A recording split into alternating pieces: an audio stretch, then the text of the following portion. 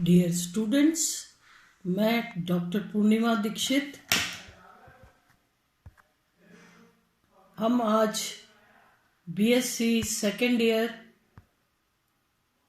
अम्ल क्षार सिद्धांत में ब्रॉन्स्टेड-लॉरी थ्योरी पढ़ने जा रहे हैं।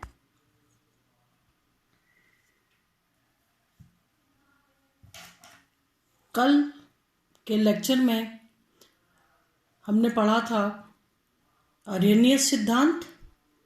किस तरीके से आरेनियस ने अपने सिद्धांत द्वारा अम्ल और क्षार के बारे में पुष्टि करने की कोशिश की।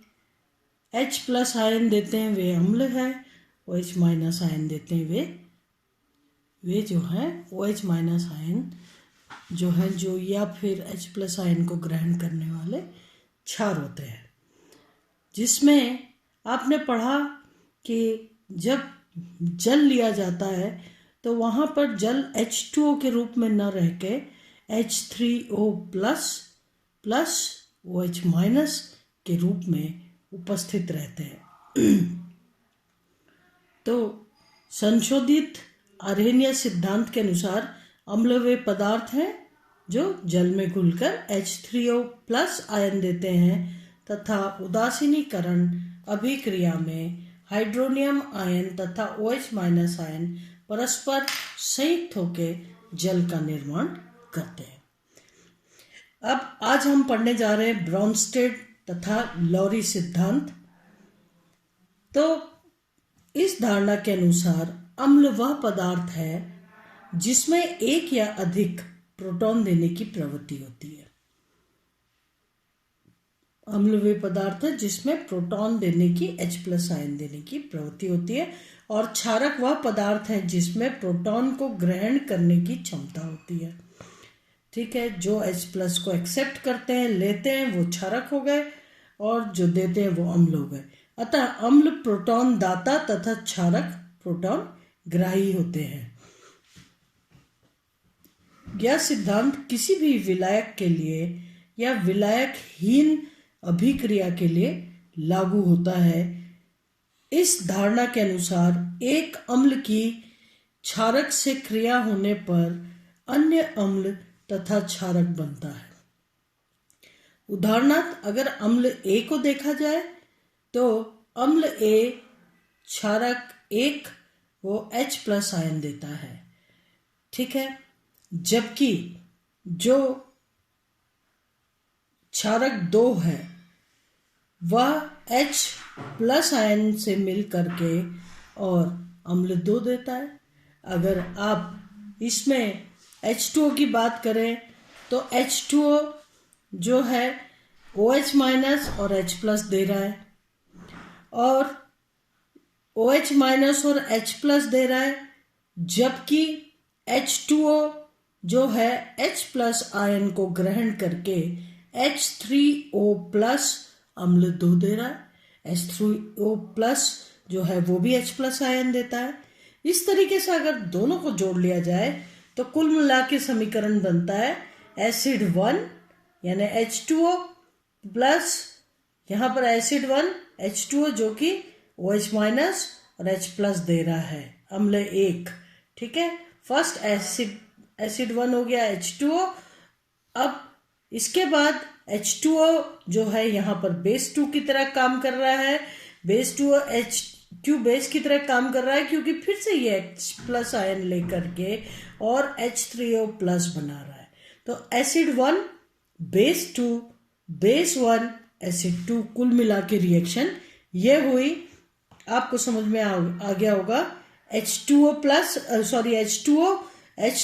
H+ आयन और OH- आयन देता है। H2O बेस 2 में लिया गया जो कि H+ आयन से मिल करके H3O+ और OH- देता है। चूंकि H+ आयन से जुड़ रहा है इसलिए यहाँ पर वो क्षारक कहला रहा है। यहाँ पर H+ आयन दे रहा है इसलिए वो अम्ल कहला रहा है। तो इन अभिक्रियाओं में 2 अम्ल व 2 क्षारक होते हैं। जो कि एक दूसरे से संबंधित होते हैं, इन्हें संयुग्मी युगल कहते हैं। ये संयुग्मी युगल ब्रोंस्टेड लाउरी थ्योरी के हिसाब से जो है वो बताया गया है कि दो अम्ल दो क्षारक होते हैं जो एक दूसरे से संबंधित होते हैं और इन्हें संयुग्मित युगल कहते हैं। इनको क्षारक युगल भी कहते हैं। कोई अम्ल प्रोटॉन त्यागने के पश्चात क्षारक तथा कोई क्षार प्रोटॉन ग्रहण कर अम्ल देता है, अर्थात संयुग्मी अम्ल क्षार युगल एक दूसरे से प्रोटॉन स्थानांतरण प्रक्रम से संबंधित हैं। आपने देखा, अभी देखा है आपने, अम्ल एक यानी H2O H+ आयन और OH- आयन दे रहा है। क्षारक 2 H2O ही है यानी जल ही है जो कि H+ ग्रहण करके H3O+ आयन दे रहा है। तो ये क्या हो गए, संयुग्मी अम्ल क्षार युगल जो कि एक आयन एक H+ आयन के जुड़ने और निकलने से संबंधित है, या फिर हम कह सकते हैं प्रोटॉन स्थानांतरण प्रक्रम से संबंधित है। अतः वह अम्ल क्षार युगल जिसमें केवल एक प्रोटॉन का अंतर होता है संयुग्मी अम्ल क्षार युगल कहलाता है। मैंने आपको बताया, यहाँ पर फिर से उदाहरण दिया हुआ है Ha, यहाँ पर H+ आयन और A- आयन। तो Ha का जब डेसोसिएशन होता है, विभाजन होता है, वियोजन होता है, प्लस H2O, ये बेस 2 है। तो जब Ha का वियोजन हुआ तो क्या बना, H+ आयन और A- आयन H2O के साथ H+ आयन संयुक्त होके H3O+ बना रहा है और A- आयन वैसा का वैसा ही है और इसे हम कह रहे हैं बेस 1, है ना। या फिर Ha का जब वियोजन होगा तो H+ आयन और A- आयन, तो A- ion is base and H+ ion is acid.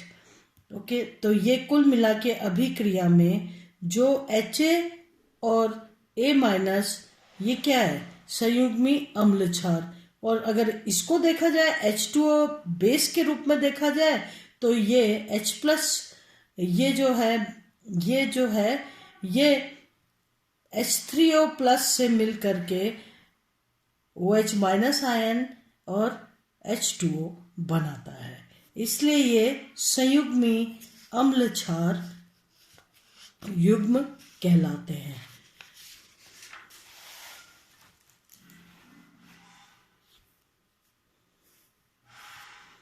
इसकी पुष्टि उनके वियोजन स्थिरांकों से की जा सकती है।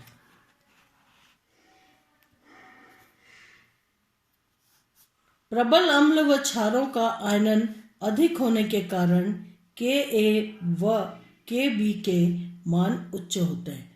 आप जानते हैं Ka से इक्विलिब्रियम पर हम अम्ल का डिसोसिएशन स्थिरांक जो है Ka से प्रदर्शित करते हैं। इक्विलिब्रियम पर जो है Kb स्थिरांक का मान यानी बेस का डिसोसिएशन वियोजन, क्षारक का वियोजन। तो अगर अम्ल प्रबल है तो Ka का मान अधिक आएगा, अगर क्षार प्रबल है तो Kb का मान अधिक आएगा। अब यहाँ पर एक अगर रिएक्शन देखें अपन HCl प्लस H2O, तो HCl प्लस H2O तो क्या हो जाएगा, H+ आयन और Cl- आयन में इसका वियोजन होगा। ये H+ आयन H2O के साथ मिलकर के H3O+ बनाएगा और Cl- बाकी रह जाएगा, ये क्षारक और ये अम्ल। तो प्रबल अम्लों के लिए यह अभिक्रिया अग्रिम दिशा में चलती है। प्रबल अम्ल है तो अग्रिम दिशा में चलेगी और अधिक H3O+ का फॉर्मेशन होगा, निर्माण होगा। अभिक्रिया अग्रिम दिशा में चलती है तथा अवियोजित HCl की मात्रा बहुत कम रह जाती है, या हम कहें कि H3 और HCl- H3O+ और Cl- का मान बहुत अधिक होता है, यानी वियोजन अधिक होता है। तो HCl की मात्रा बहुत कम रह जाती है और इसलिए जो है Ka का गणितीय मान अधिक आ जाता है, Ka का मान अधिक आ जाता है और अम्ल प्रबल कहलाता है। चूंकि Cl माइनस आयन की प्रोटॉन ग्रहण करने की प्रवृत्ति कम होती है, अतः अभिक्रिया विपरीत दिशा में बहुत कम होती है। इसका मतलब Kb का मान जो है वो बहुत कम है, इसके लिए Ka का मान उच्च होते हैं। ये एक प्रबल अम्ल है और और Cl एक दुर्बल क्षारक होता है। इसी तरीके से अगर देखा जाए तो क्षारक के लिए देखा NH3 प्लस H2O का विभाजन होगा H प्लस और OH माइनस। ये H प्लस जो है NH3 से जुड़ के NH4 प्लस अमोनियम आयन देगा और हाइड्रोक्सिल आयन देगा। Kb निकालने के लिए concentration of product upon reactant, तो प्रोडक्ट का कॉन्सेंट्रेशन NH4 प्लस का कॉन्सेंट्रेशन इंटू OH माइनस का कॉन्सेंट्रेशन अपॉन NH3 का कॉन्सेंट्रेशन। यदि Kb का मान 1 से कम है तो क्षारक दुर्बल प्रोटॉन ग्राही होता है। ठीक है, Kb का मान अगर 1 से कम है तो दुर्बल ग्राही होगा, यानी क्षार को H प्लस आयन को दुर्बलता से ग्रहण करेगा। उपरोक्त उदाहरणों में जल एक अभय प्रोटिक पदार्थ है। आप जानते हैं जब जल जो है वो एक अम्ल की तरह व एक क्षार की तरह व्यवहार करता है, तो जल एक उभय प्रोटिक पदार्थ है। इसके आत्म प्रोटोनोपघटन यानी ऑटोप्रोटोलिसिस, खुद विभाजित हो जाना, ऑटोप्रोटोलिसिस या आत्म आयनीकरण ऑटो आयनाइजेशन स्थिरांक के द्वारा किसी क्षारक की प्रबलता को संयुग्मी अम्ल की प्रबलता के आधार पर समझाया जा सकता है।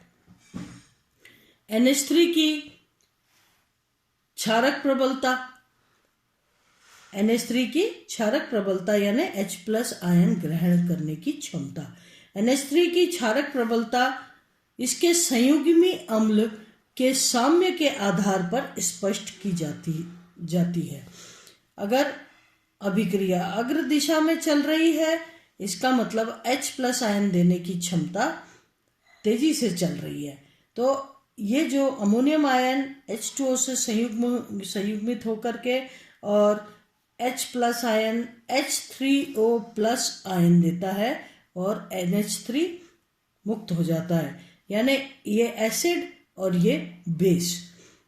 Ka का मान देखें तो Ka का मान यानी अम्ल की प्रबलता का मान या डेसोसिएशन कांस्टेंट का मान इक्विलिब्रियम पर जो है NH3 और H3O प्लस की सांद्रता बटे NH4 प्लस की सांद्रता और NH3 के लिए निकाले गए Kb से गुणा करने पर, अब आप देखिए पहले हमने निकाला ये और अब हमने निकाला ये, इन दोनों को अगर आपस में गुणा किया जाए यानी Kb इंटू Ka किया जाए तो जो हमारा समीकरण आएगा Kb ये और Ka ये आएगा और इसके पश्चात रह जाएगा OH माइनस और H3O प्लस, यानी जलीय विलयन में जो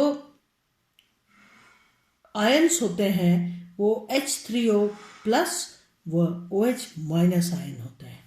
ठीक है, अब अगर Ka और Kb को गुणा किया जाए तो टोटल Kw यानी टोटल डेसोसिएशन कांस्टेंट इक्विलिब्रियम कांस्टेंट निकल करके आएगा।